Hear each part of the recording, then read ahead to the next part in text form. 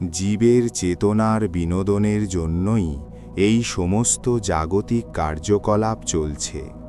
ফলের গুণমান বীজের গুণমানের ওপর নির্ভর করে, তাই শুভ ও কল্যাণকর কথা শোনা প্রয়োজন।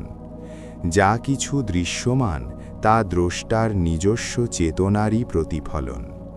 যে ব্যপ্ত করে আছে চেতনা হিসেবে তুমি, আর যা ব্যপ্ত হয়ে আছে দৃশ্যমান জগৎ, এরা আলাদা নয়, এরা এক এবং অভিন্ন। যার মাধ্যমে আকাশ সৃষ্টি হয়েছে তা আমাদের অন্তরেই বর্তমান। মনের জন্মও নেই, মৃত্যুও নেই। মন মানেই হল বাক বা ভাষা, চিন্তা। শব্দপ্রবাহ থামলেই মন নীরব হয়ে যায়। শব্দটি আকাশ থেকে আসে। মনের উৎপত্তি শব্দ থেকে, আর তোমার আচরণ তোমার মনের ওপর নির্ভর করে।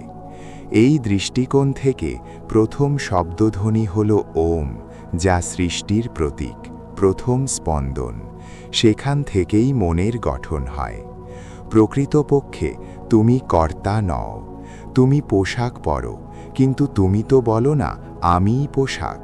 ঠিক তেমনি বলতে শেখো আমি এই দেহ নই।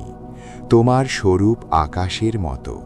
সকালে ঘুম থেকে ওঠার পর সবার আগে যা আবির্ভূত হয় তা হল বীজ চেতনা, সিড কনশাসনেস, যা শুধুই আমাদের অস্তিত্বের অনুভূতি।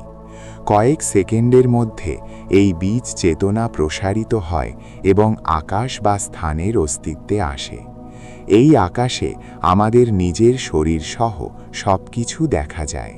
শৈশব থেকেই প্রতিদিন এটি ঘটে আসছে। তখন থেকেই আমরা নিজেদের শরীরের সাথে একাত্ম করেছি।